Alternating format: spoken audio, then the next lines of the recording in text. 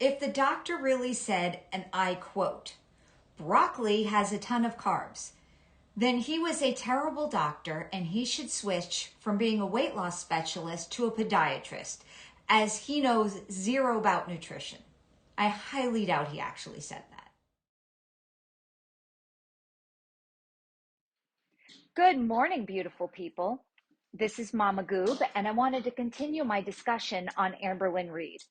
This is part 2 of a 3-part series detailing why Amberlyn really infuriates me sometimes as a formerly obese person. In this video, we're going to see the 3rd video that Amberlyn posted back in June of 2019, discussing her little journey with a weight loss surgeon. In part 1, we looked at 2 videos that Amberlyn apparently shot the day before, after, and during her first and only visit to this weight loss surgeon.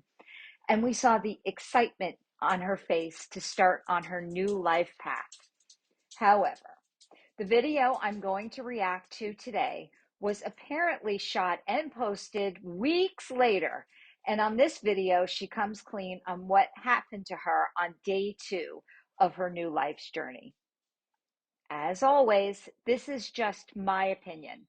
I'm not a doctor, lawyer, or even a financial advisor. I come at this as a 40-something mom who has been morbidly obese, had surgery, which changed my life. I want nothing but the best for Amber and everyone else suffering with morbid obesity. I want people to learn from her mistakes, and really from my mistakes too. So, without further ado, let's get on with it. Hey guys, so I wanted to talk to you about the weight loss doctor, the program, kind of like how I'm feeling, what I'm doing after the high and the newness of it. Folks, here it kind of comes. has worn off. So as you guys know, a couple weeks ago, I went to a weight loss doctor. I was so excited. I was like amped up. I was nervous. A couple but more than of anything, weeks ago. I was excited because I was finally going to see someone that could possibly change my life forever. And I was just thinking a lot of positive thoughts, and I was sending myself positive affirmations, and I really wanted this to be good for me. I was so like amped and like high off of the thought of finally putting my life and my diet, my food into someone else's hand instead of my own, because I have failed time and time again. You guys know that. The thing is, I fail each new diet change, but I never ever stop and truly just give up. That is something I will never do. It's kind of like when you first learn how to ride a bike, you keep failing and falling off, and it keeps happening. You keep falling, but what do? You get back on that bike and keep trying. To me, if I take her at her word, then this is the first of many times in the next few years that she will just stop after a couple days of doing something healthy. And for me, during this journey, I kind of feel like I'm riding a bike, trying to learn how to ride a bike. Imagine Amberlyn Reid riding a bike. I've fallen off this bike more times than I can count. And yeah, I'm a little afraid of getting back on. I am terrified of falling harder and harder each time, because it seems like that's what keeps happening. But I still get back on. So for some reason, I thought all of it was out the window. My fear for change was gone, and I was gonna do whatever this doctor told me to do. So I was going in super optimistic through the whole situation.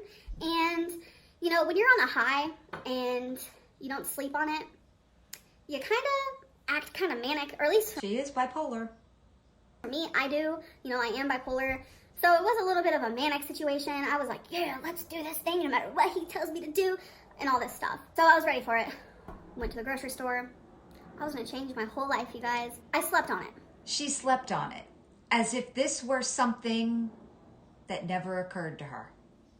I woke up the next day, and I was ready to eat the meal plan that he told me to eat. If you guys don't remember, that was 2 eggs, 2 pieces of bacon in the morning. And for my snacks, I was allowed to have beef jerky. For lunch, I was going to have a TV dinner of my choice. And then for dinner, I was going to have a turkey burger or a piece of chicken. and some broccoli. See, when I say broccoli, it feels very weird on my mouth. And I'm going to tell you guys why. I'm not saying this is a bad weight loss doctor. Oh, yes, you are. Amazing. But I do find some things odd and strange, and I had time to kind of rethink, rehash, and figure out if this is right for me. So the first thing I found strange is that he didn't think weight loss surgery was right for me. For someone my size, a lot of people my size, they get told that because I bet you went on and on about your BED, which he wouldn't want to take the risk that you pop your staples. Weight loss surgery is right for you. This is how you're going to save your life. But he didn't want to give me weight loss surgery. I had told him I had the money, and he still explained to me he didn't think weight loss surgery was going to make me lose weight. And I was just like, okay. Mark my words. He didn't think you would lose weight because you'd figure out a way to binge around your sleeve, which is nearly impossible. But if you watched my video on Penny from my 600-pound life, it isn't impossible. Thing is this broccoli situation. So we were going back and forth, and he was telling me what to eat, and he was telling me what kinds of foods I like, because he didn't want me to eat things I didn't like, obviously. So he didn't mention anything of fruits and vegetables. Not a single thing. And for some reason that shocked me, because I feel like a good nutritional diet is to have fruits and vegetables. You know, how is she going to get to 100 carbs without any fruits or vegetables? This makes no sense. But it gets worse.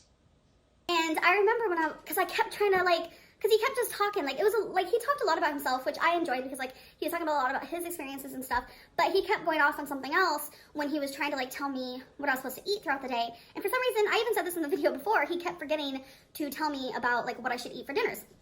And so finally, 3 different times, I was just like, so yeah, you didn't tell me what I have to do for dinner, and I felt kind of annoying, but that was the thing. That was why I went there. He was supposed to, tell me these things. He looked at me and he's like, so what do you think you should eat for dinner? And before I could even say anything, Becky was sitting and she was like, I'm thinking chicken. He was like, exactly, just a piece of meat. You can even go to McDonald's and have cheeseburgers if you wanted, just take off the bun. But he wasn't mentioning fruits and vegetables, and for some reason that just surprised me for some reason. So I was like, well, do I have stuff on the side? Do I have veggies or whatever, broccoli? And he was like, yeah, that's fine. But he was like, make sure you don't have a lot of it because it's filled with tons of carbs.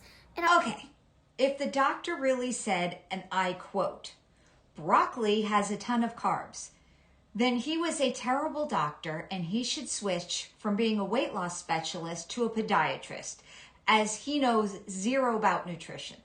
I highly doubt he actually said that. I was just like, okay. For some reason, in my gut kind of twisted a bit. You know how when you should trust your instinct, trust your gut and your heart and what that says? I was like, okay, so he'd rather me eat, I'm not saying anything's wrong with bacon and stuff, have that in moderation, of course, but he would rather me eat sodium-filled beef jerky, and he'd rather me go to McDonald's and have a cheeseburger over broccoli. For some reason, that churned me in my stomach. It made me feel weird, but I ignored it because I was ready to listen to everything that he wanted me to do. So he told me to eat exactly what we planned out and not to do anything different. So I was like, okay, that's gonna be easy, because that's what I like. I want someone to tell me exactly what I'm supposed to eat.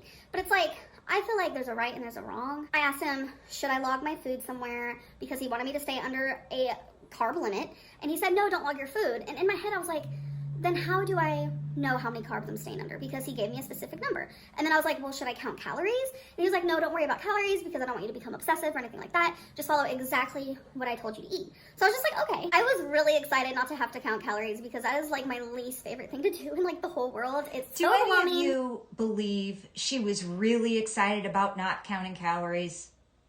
Yeah, me neither. But it does the job, I'm gonna be honest. Counting calories is the number one way of losing weight. So it was the next day, and I was following plan exactly like he told me to do. And it was the day was over halfway over. And normally I don't really like eating breakfast. You guys know this about me. So my day was kind of off. Then why does she eat breakfast? Why couldn't she have her first meal at noon of bacon and eggs? Why does this myth persist that a person has to wake up and eat something immediately to be healthy? Kilter already, because he wanted me to eat breakfast. So I was just following plan, and I was like, okay, I'm gonna do something he told me not to do. I decided to go on MyFitnessPal, and I decided to log my food on there. Everything that I was going to eat that day, because everything was ready. Would someone please tell me why she made the decision to log her food into MyFitnessPal? Can anyone make anything logical, make a logical explanation of this decision other than her wanting to talk herself out of this diet? Set and scheduled to go. And I still had dinner to eat. So I was logging my food, doing my thing, and I was excited. I was like, okay, I could probably eat like this every day. I don't have to eat tons of fruit and veggies. Like, okay, if I could lose weight and not have to eat those, cool. Because I should believe everything a weight loss doctor says, right? See, it sounds like I'm being like rude. I'm really not. This is just like how I feel for me and like my body and my situation. But anyways, so I logged everything and my sodium was over 4,000 milligrams. I think it was at 4,600. I was about to say 46,000. I'd be dead. Yeah, it was at 4,600 milligrams. And that took me. Okay, let's talk about sodium real quick. Well, sodium isn't optimal for a person who struggles with water retention issues, but it is in fat. And if she's rapidly dropping weight, water retention won't be an issue and she'll actually need the salt. Back, especially because the calories versus the sodium completely shook me. It was like 720 calories. That was all I was going to eat every single day.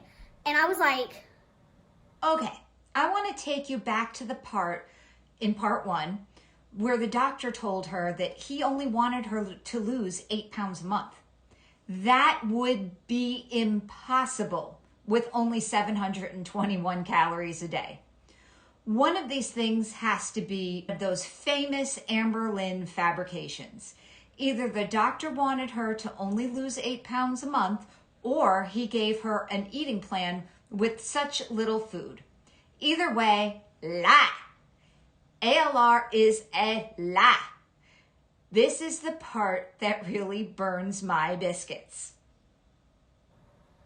My eating disorder mind and like everything that's happened to me in the past with like food and like everything just like came rushing back, and I started thinking of Octavia and I started thinking of my binge eating disorder, and I was just like,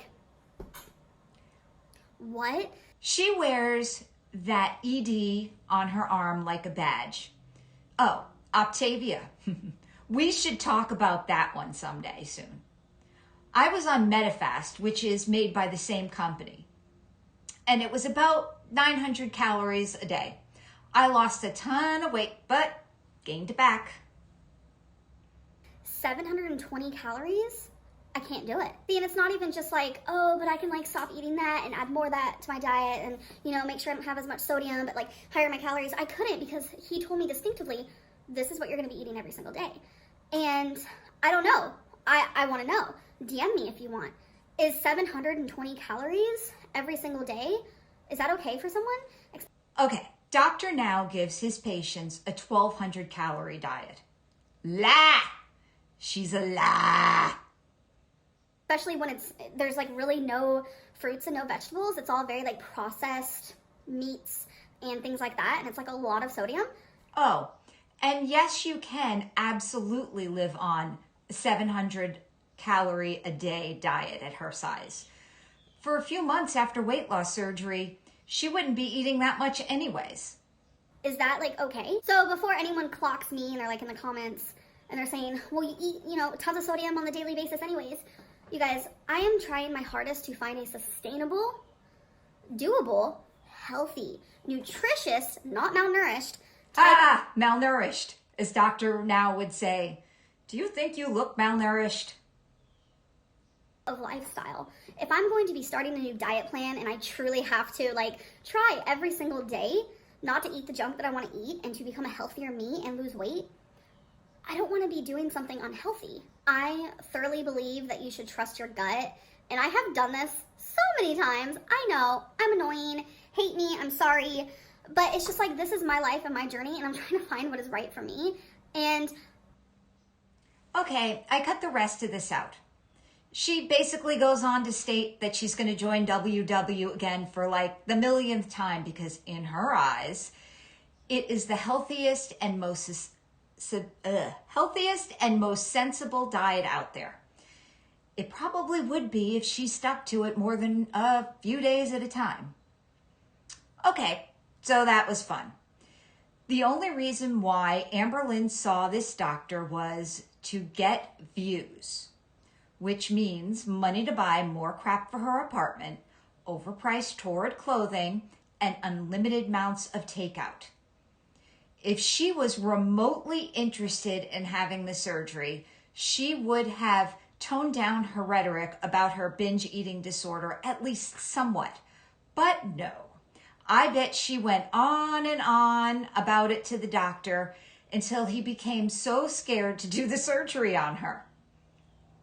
We will see this happen again to her in about a year and a half later, which I will discuss in part 3. I hope you enjoyed this video. Please like, share, and subscribe to my channel, and I hope to see you for part 3 on the next video.